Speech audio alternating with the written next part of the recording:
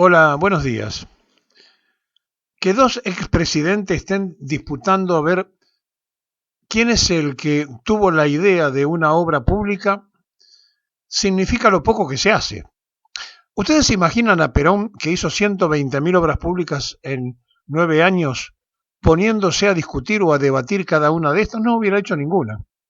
O como se hace actualmente, que van las máximas autoridades cuando se inaugura un paso a nivel o una barrera.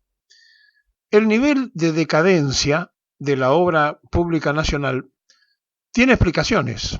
Y cuando se hace una obra de tremenda infraestructura como esta del gasoducto, aparecen los güey corneta, aquellos que quieren atribuirse una paternidad que no tienen, pero que además mienten absolutamente porque no dicen que la idea que tenía el macrismo era que lo hicieran las empresas privadas, que ellos fueran los que hicieran la inversión, y por eso nunca resultó la idea y por eso quedaron desiertas las licitaciones que hizo su gobierno. Pero además, el Fondo Monetario Internacional, cuando por gestión del presidente norteamericano le hizo el préstamo más grande de la historia, violando la propia Carta Orgánica del Fondo al gobierno de Mauricio Macri para que gane las elecciones, el amigo que tenía en el gobierno yanqui, cuando se hizo esa gestión a través del Tesoro norteamericano con el Fondo Monetario, entre las cosas que exigieron, de ninguna manera ustedes pueden distraer dineros en una obra de esta infraestructura. Por lo tanto, aunque hubiese sido una idea del propio macrismo, esta disputa que hacen ahora como si fuera una batalla final, lo cierto es que nunca lo hubieran hecho, primero porque los privados no iban a arriesgar ningún capital, segundo porque el fondo no les permitía al país hacerlo. Y esa prohibición llegó incluso al actual gobierno cuando Guzmán era el ministro que respondía más los teléfonos de Washington. Y cuando llegó Sergio Massa, se tomó la decisión por parte del Poder Ejecutivo con el ministro de Economía de hacer la obra, porque la obra había que movilizarla, había que hacerla, más allá de lo que pesara el Fondo Monetario. Entonces, pongamos las cosas en su lugar, porque a medida que se acomodan los melones, el carro puede arrancar de una mejor manera.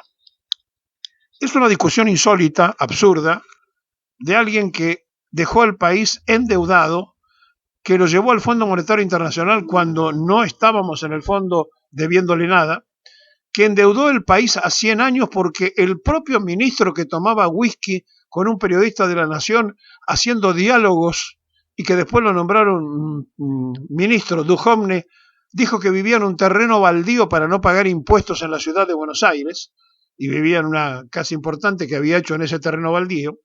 Cuando un ministro dijo que era muy bajo el endeudamiento que existía y que había que salir a endeudar a la Argentina, cuando el amigo del alma y el pariente del amigo del alma salieron a decir que habían conseguido un crédito a 100 años demostrando lo mucho que se creía en el gobierno amarillo y que por eso le daban un crédito a 100 años, nunca explicaron que en 17 años se devolvió el capital y que el resto eran intereses para que su nieto, el nieto de sus nietos y los nietos de sus nietos paguen esa deuda. Entonces, ¿qué importancia tiene quién dio el puntapié inicial del partido si estaba viciado de nulidad? Tenían los árbitros, los jueces comprados, tenían el reglamento a favor y le fracasó porque el contrario no quiso aceptar las reglas que ellos ponían. Es decir, no quiso invertir. Estaban para llevársela, no para poner. Y había que hacerlo a través del Estado.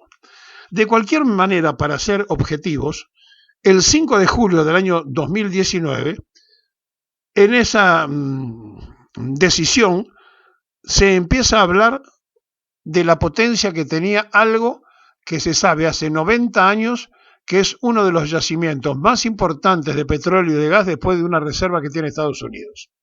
90 años hace que se sabe eso. Pero que si Chevron no hubiera empezado en época del kirchnerismo a realizar los primeros cateos, los primeros trabajos, no hubiera ocurrido nunca. Y si YPF hubiera seguido en manos no privadas, sino del Estado imperial español, no hubiese pasado lo que pasó. Si no se hubiera creado en ARSA, nunca hubiéramos llegado a tener una empresa nacional que pudiera dedicarse a planificar o pensar este tipo de cosas. Bueno, entonces, Más allá de ese 2019, el 30 de julio del año 2019, la Secretaría de Energía convocó a la licitación que ordenaba el decreto que se fijaba el 12 de septiembre del 2019 en el gobierno de Cambiemos para iniciar las licitaciones. ¿Quién se presentó? Nadie. ¿Por qué? Porque querían que los privados hicieran la inversión. Y los privados estaban esperando que lo hiciera el Estado para ellos quedarse después con la administración. El 29 de diciembre del 2020, un día antes del vencimiento del último plazo, entonces, la Secretaría de Energía, a través de Darío Martínez, derogó el llamado a licitación que se había hecho en julio del 2019. ¿Por qué pasó esto? Porque ya para ese momento el Fondo Monetario Internacional estaba diciendo, bueno, le estamos dando un crédito, un préstamo o lo que fuera a la Argentina, pero no hagan esa obra. Podemos seguir con todas las fechas y así entonces encontrarnos con que el 11 de febrero del 2022 el gobierno nacional comenzó a que la energía argentina se tenía que construir a través de esa supuesta participación mixta entre el Estado y los privados. Tampoco apareció nadie, porque los privados no querían invertir.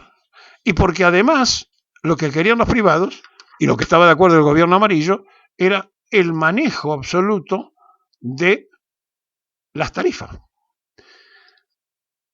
Ya por el 3 del año 2022, estamos hablando de un acto por los 100 años de la petrolera YPF, la vicepresidenta de la Nación, Cristina Fernández de Kirchner, se refirió a la licitación del gasoducto que estamos hablando y que están cuestionando y discutiendo.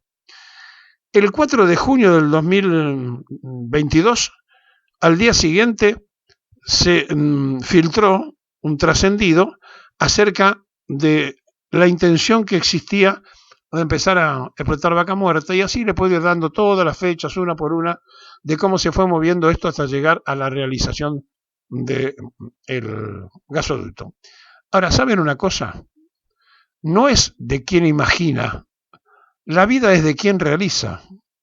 No es de quien planifica solamente, la vida es de quien planifica y ejecuta. No es yo lo vi primero, pero no hice nada, sino es yo lo vi primero y lo intenté hacer y no me lo dejaron hacer. Cuenten todo cómo fue. Porque si no, no me iban a dar el endeudamiento más grande de la historia que sufrió la República Argentina y cuyas consecuencias son desastrosas y donde hoy no se distribuye para abajo porque todo lo que se recauda va o a la timba financiera de la especulación, con esa enorme cantidad de cosas que inventaron en el macrismo y que este gobierno la sostuvo, que son los papeles y las letras, y por el otro lado estamos ante un parlamento donde honrosas excepciones no votaron, pero la mayoría entera de Cambiemos, con apoyo de los del frente oficialista, lograron legalizar la mayor deuda de la historia, que violando la Constitución Nacional, porque la Constitución dice que para pedir un préstamo hay que pasar primero por el Parlamento, había tomado el Mauricio Macri presidente. Es un mentiroso Macri, no hay ninguna duda. Ahora, que dos presidentes de la Argentina estén discutiendo quién le puso el bozal, bueno, la verdad que con ese mismo criterio podría salir ahora Alberto Fernández diciendo yo soy el presidente de ahora y soy el que firmó el decreto y soy el que inauguré. Cada quien tiene una cuota de responsabilidad, pero cuenten todo entero y como corresponde, porque si no, no vamos a entender de qué estamos hablando. ¿Saben dónde nacieron los piquetes?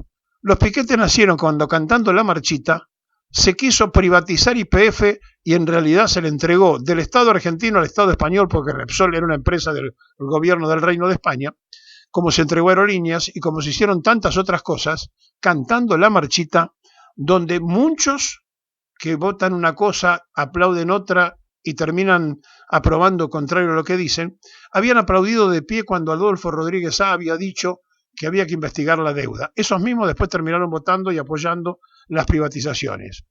¿Y ustedes se acuerdan cómo se privatizó el gas? Con un diputurcho, sí, un hermano de Samit que se sentó, que era diputado provincial, no nacional, para que al sentarse en la butaca marcara el quórum necesario para sesionar. Estas cosas que nadie cuenta o que se olvidaron rápidamente, pasaron con responsabilidad absoluta de la clase dirigente. Entonces, cuando dice la sociedad que está cansado de lo que ve, que está cansado de lo que ocurre, no echen más leñas al fuego, porque ¿saben algo? No existen más aquellos que se la pasan lamentándose que la culpa es del otro, porque la transferencia de responsabilidades, que la culpa siempre la tiene el anterior, ya ha cansado a la sociedad. Y por eso se hace muy difícil establecer, porque hay una prensa canalla que acompaña la mentira, que acompaña el despojo, que extranjeriza las mentes, que culturalmente no le permite a la sociedad enterarse de las cosas que pasan. Por eso es interesante cuando Cristina dice, por algo la mamá de Macri lo castigaba. La madre de Macri confesó una vez que tenía que pegarle de lo mentiroso que era. Hay algo más. Mauricio Macri llegó a jefe de gobierno lleno de causas por espionaje. Entre los espionajes que tenía como causa y proceso estaba haber espiado a su propia familia. Llegó al gobierno nacional y se retiró lleno de causas, entre otras el espionaje a propios y extraños. Y entonces ahora están muy preocupados porque también están espiando. ¿Y sabe qué están espiando? A los encuestadores. Y los encuestadores están dando información que los pone muy nerviosos. Massa está ganando la elección si Patricia Bullrich, la candidata de Mauricio Macri, es la que gana la interna de Cambiemos. Y esto lo tiene mal al rey de los amarillos, que salió a hacer zapateo americano, pero ya, por más que golpee el piso, nadie le cree. Su música y los globos ya no existen más. La fiesta de la costanera ya no está. Ahora se pelean, se acusan de narcos, dicen que uno es un delincuente y el otro no, y así van a las internas en Santa Fe, y así está pasando en un Juntos por el Cargo, que se están matando por eso, por los cargos. Y como dijo Cristina en la última carta que hizo, no debe haber sido tan malo el gobierno kirchnerista cuando quien era el presidente del bloque de senadores lo acompañó a Mauricio Macri como candidato a vicepresidente de la Nación. No se dejen engrupir más. Macri es un mentiroso, pero lo grave no es Macri, sino la prensa canalla que le da aire, eco y difusión al mentiroso. ¡Ay, qué rica debe estar esa mentira! Si son tantos los que la quieren probar. ¡Ay, qué rica, deliciosa y nutritiva! La mentira que tenemos que tragar. Para pagar las deudas tengo que endeudarme mucho más y arrodillarme acariciando al usurero.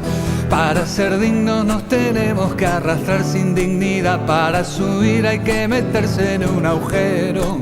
¡Ay, qué rica debe estar esa mentira! Si son tantos los que la quieren probar. ¡Ay, qué rica, deliciosa y nutritiva! La mentira que tenemos que tragar.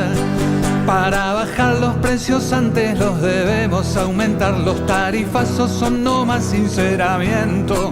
Claro que es culpa del desastre que tuvimos que heredar. Por eso vamos a pagar todos contentos. ¡Ay, qué rica debe estar esa mentira! Si son tantos los que la quieren probar. ¡Ay, qué rica, deliciosa y nutritiva! La mentira que tenemos que tragar. Para avanzar hay que marchar bien calladitos. Para atrás, para abrigarnos es mejor andar en cuero. Y darle al rico más riqueza y todavía un poco más, que al derramarla nos dará pobreza cero. ¡Ay, qué rica debe estar esa mentira! Si son tantos los que la quieren probar. ¡Ay, qué rica, deliciosa y nutritiva!